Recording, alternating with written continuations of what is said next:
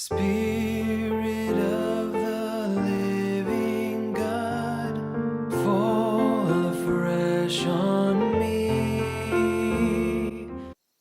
Bore da, a chroeso cynnas I chi i'n haddoliad o Adre Newydd y bore yma, a ni'n dathlu Sul y Pentecost, sef penblwydd yr Eglwys Gristnogol.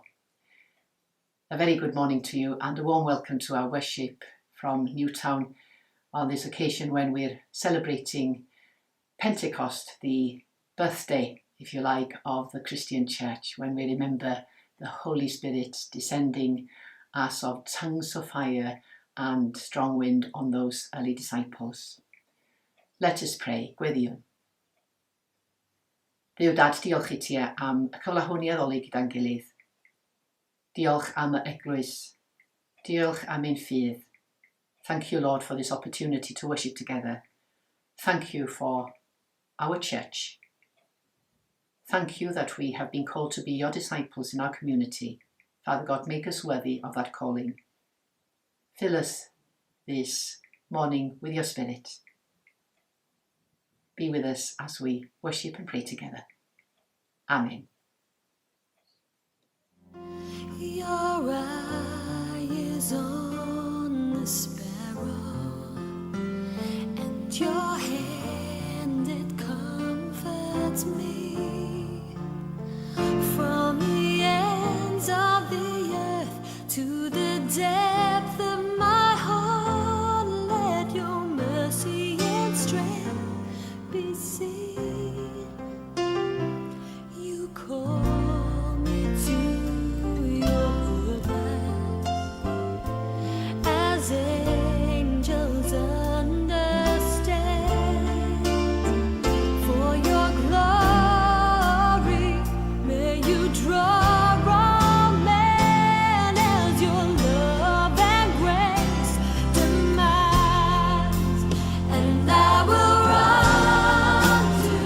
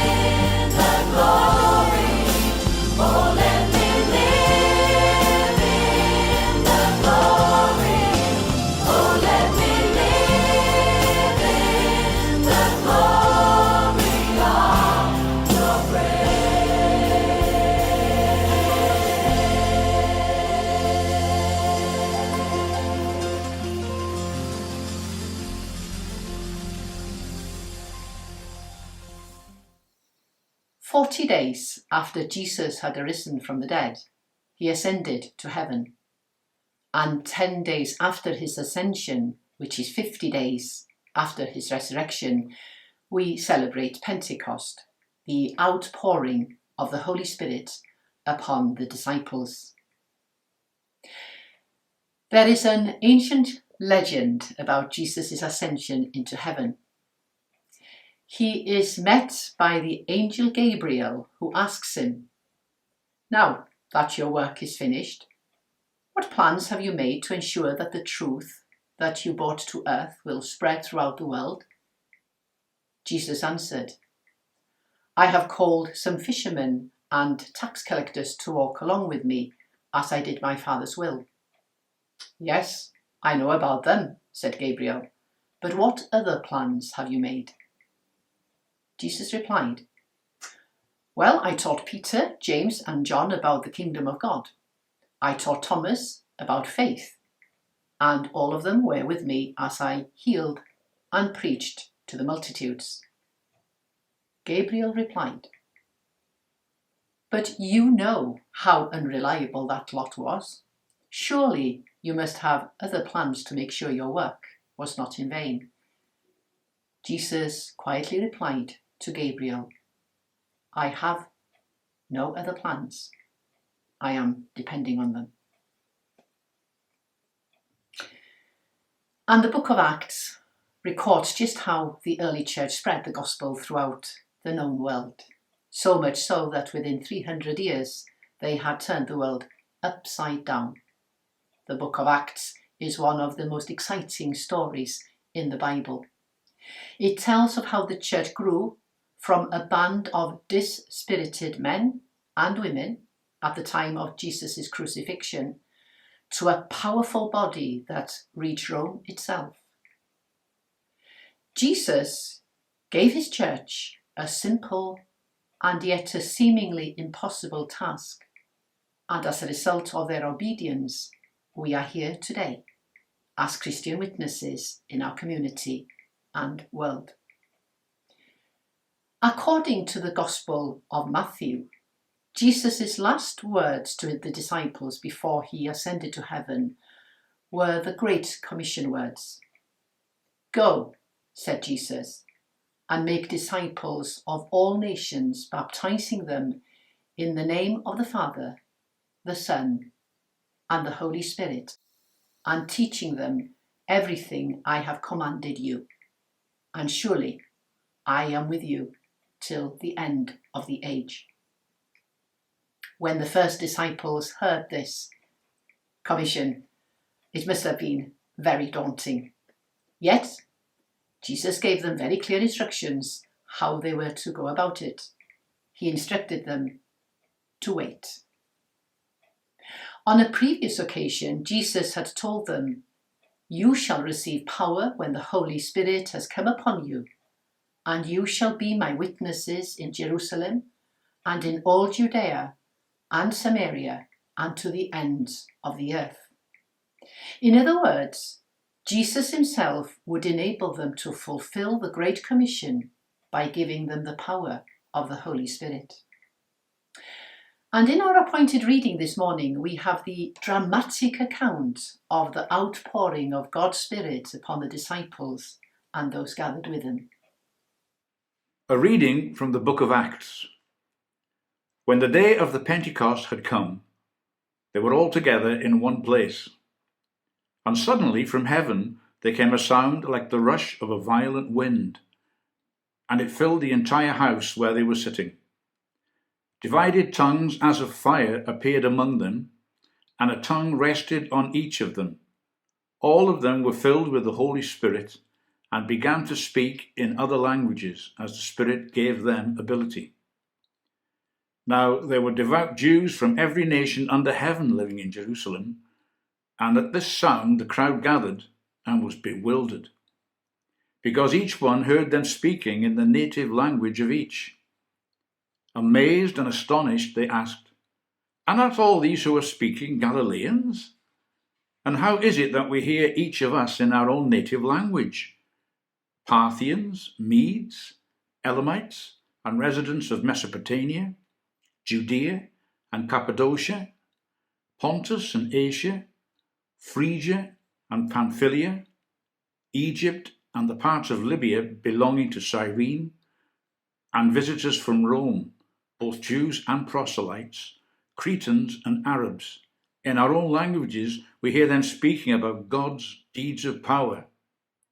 All were amazed and perplexed, saying to one another, "What does this mean?" But others sneered and said, "They are filled with new wine." But Peter, standing with the 11, raised his voice and addressed them. "Men of Judea, and all who live in Jerusalem, let this be known to you and listen to what I say. Indeed, these are not drunk, as you suppose, for it is only 9 o'clock in the morning. No, this is what was spoken through the prophet Joel. In the last days it will be, God declares, that I will pour out my spirit upon all flesh, and your sons and your daughters shall prophesy, and your young men shall see visions, and your old men shall dream dreams. Even upon my slaves, both men and women in those days, I will pour out my spirit, and they shall prophesy.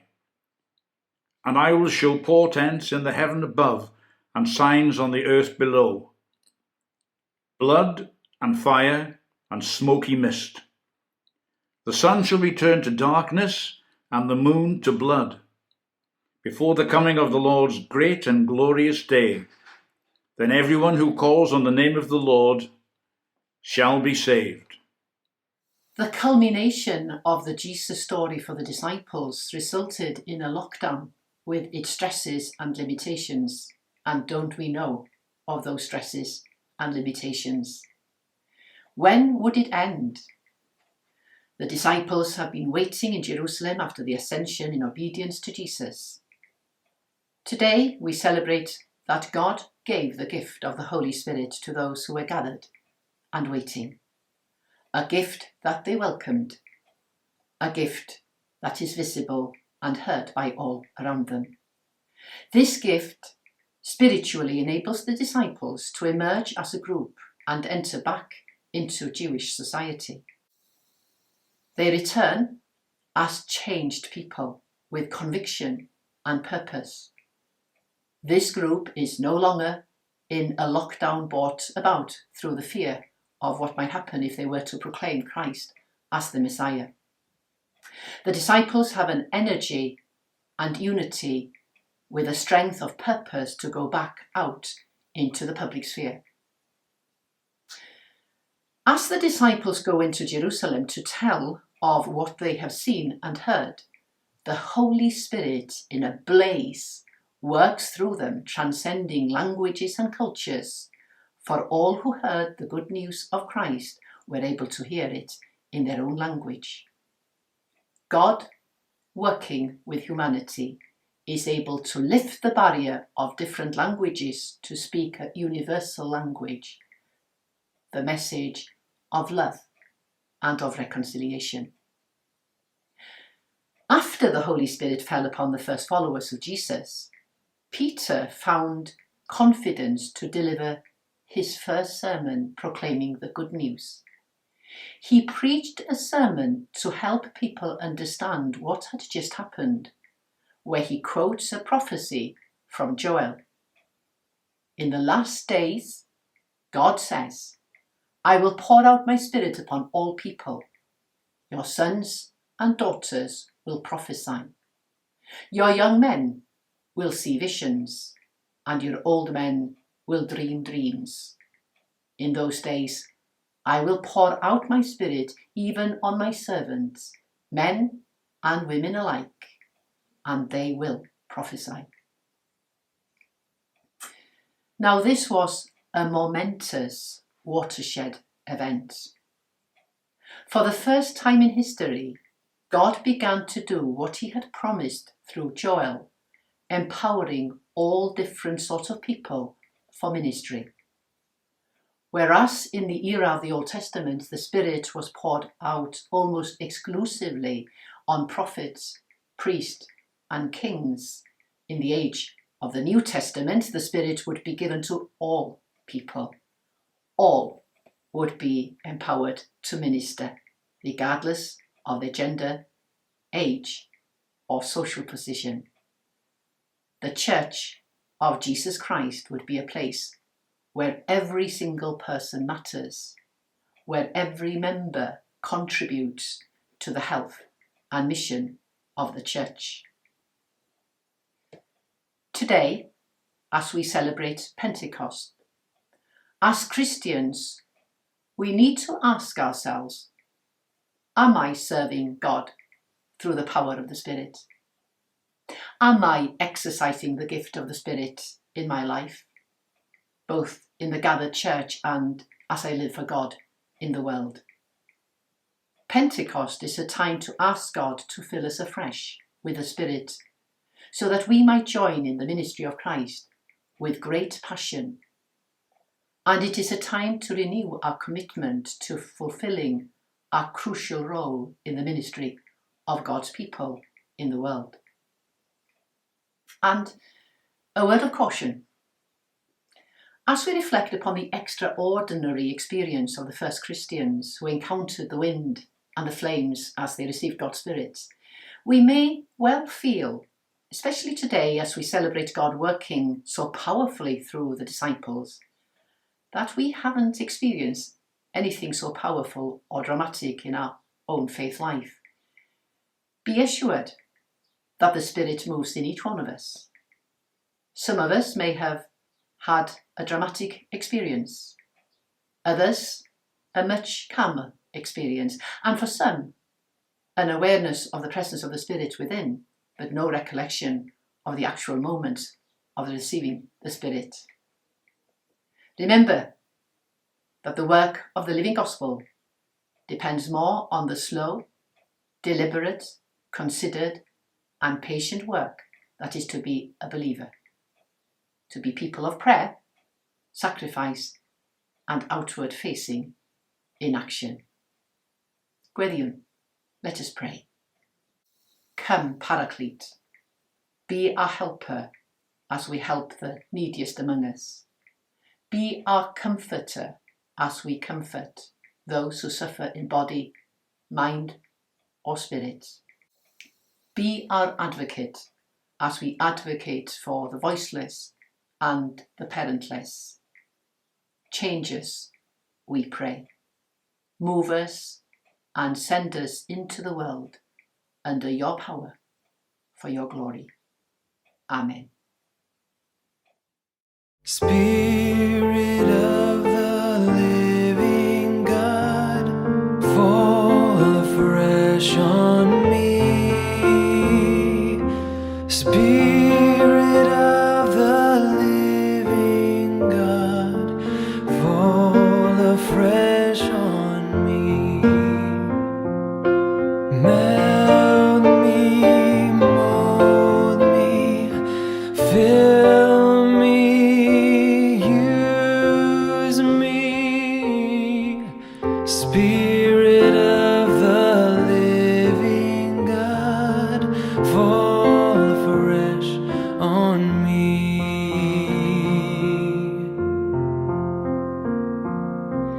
Spirit of the living God, fall afresh on me. Spirit of the living God, fall afresh on me. Melt me, mold me, fill me, use me. Spirit of the living God, fall afresh on me.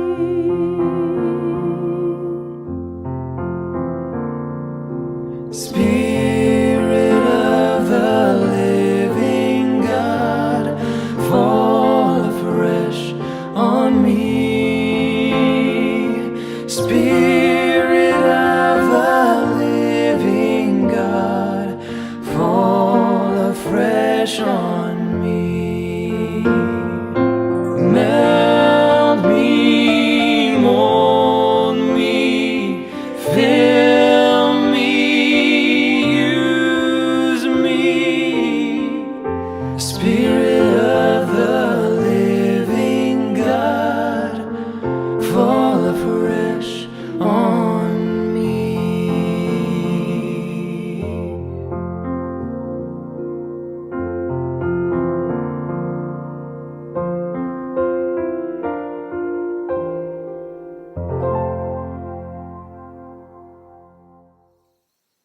News of our churches, newyddion o'n Heglwysi.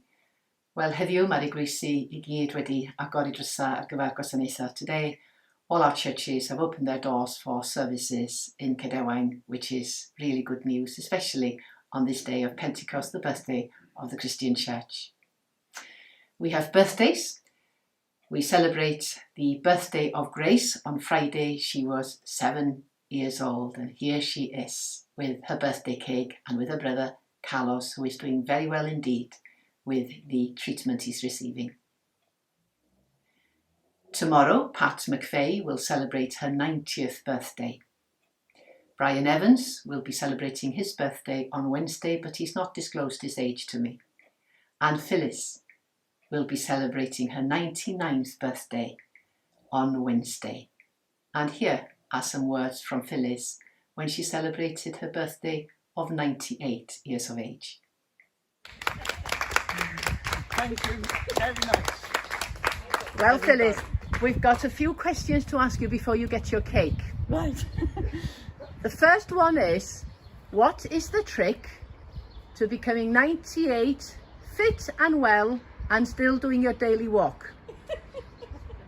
Oh, what can I say? Willpower. Willpower. Yeah. Willpower. Willpower. Yeah. Well, Richard Bresnan will lead us in prayer today.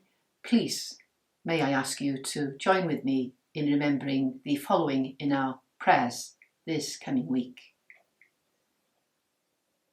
The soul of Mark Fawkes, praying for all his family, friends and colleagues.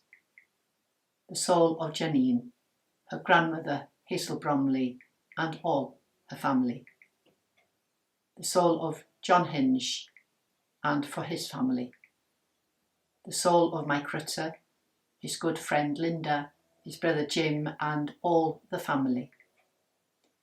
The soul of Heather Church, her husband Lowry, the children Simon, Natasha and Bertie and all the family and friends, remembering Andrew.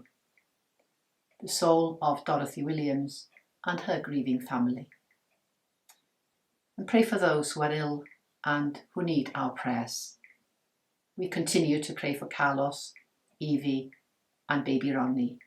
And we pray for 5-year-old Dougie, a pupil of Ysgol Dafydd Llwyd, having had treatment at Birmingham Hospital, now needing to be transferred to a hospital in Germany for more specialised treatment, and he'll be there for 3 months with his mum and dad.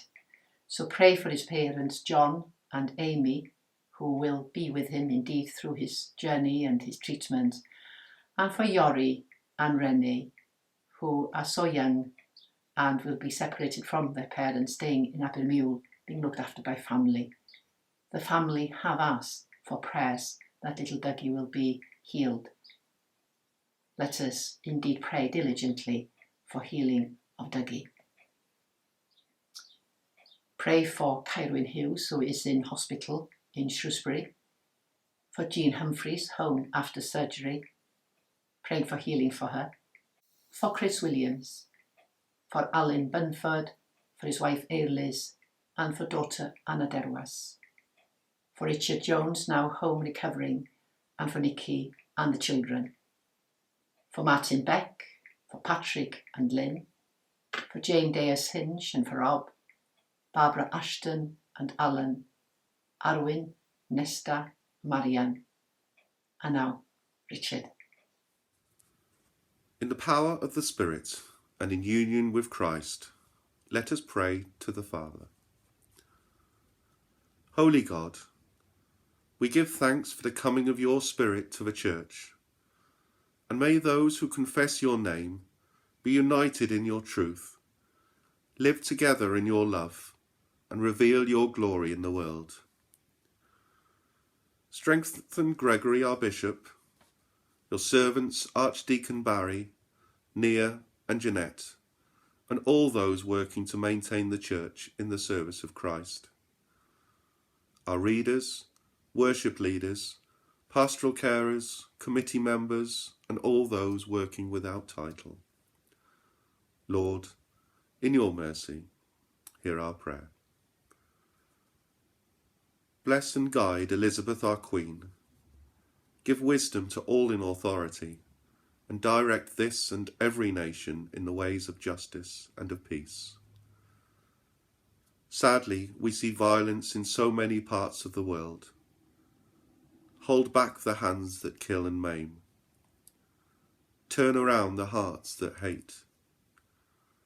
Grant instead your strong spirit of peace, peace that passes our understanding, but changes lives. Lord, in your mercy, hear our prayer.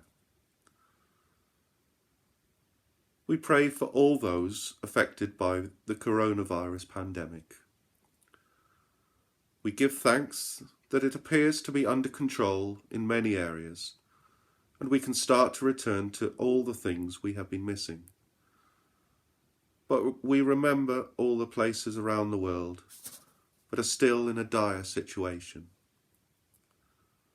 Loving Father, we pray for all who are anyway troubled at this time, especially for those known to us.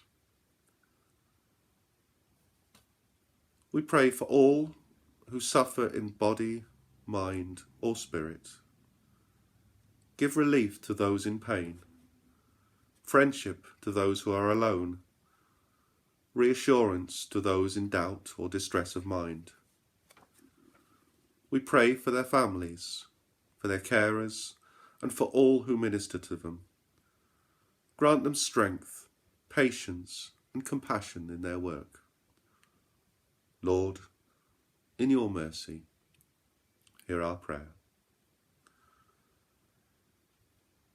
Hear us, Lord, as we remember all those who have died in the faith of Christ.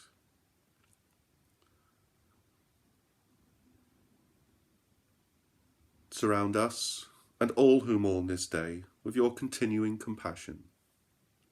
Lord, in your mercy, hear our prayer. Give grace to us, our families and friends, and to all our neighbours and their friends and families. We pray for our communities and for all people in their daily life. Give them strength for their tasks and guide them in their work. Guide us, O Lord, to those who need encouragement, need a friendly face to pop round, and need to know that someone cares for them. Help us to be your body, your mouth, your hands for those in need. May we serve Christ in one another and love as he loves us. Lord, in your mercy, hear our prayer. Almighty God, we give you thanks for the working of the Spirit in our lives, for the gifts we have and the guidance we have received. We pray for those who have been our teachers and educators, for all who have brought us into a fuller and richer life. We remember our homes and our loved ones. Breathe on us, breath of God, and fill us with life anew. Lord, in your mercy, hear our prayer. And now we say together, as God's family, the prayer that Jesus taught us. Our Father, who art in heaven, hallowed be thy name. Thy kingdom come, thy will be done, on earth as it is in heaven. Give us this day our daily bread, and forgive us our trespasses, as we forgive those who trespass against us. And lead us not into temptation, but deliver us from evil. For thine is the kingdom, the power and the glory, for ever and ever. Amen. Wel, dyma ni wedi dod unwaith drachefn a diwedd yn hamser o ddoliad gyda'n gilydd. Mawr obeithio i chi gael bydd, i chi fwynhau ac i chi deimlo yn wir bresenoldeb yr arglwydd yn agos atych chi. This brings us to the end of our time of worship. Once more, pray that you have enjoyed, that you have benefited, and that you have felt the closeness of the Spirit of the Lord within you and surrounding you. Gwiriwn, let us pray. God, who cannot be bound, flow into our hearts and minds, wear down our resistance to your love, and refresh us with the spirit of your compassion. Today, as we commit ourselves once more to your work, we ask you to show us how to hold the needs of your world at the heart of our lives and to celebrate your many gifts with real joy. May your power transform our lives.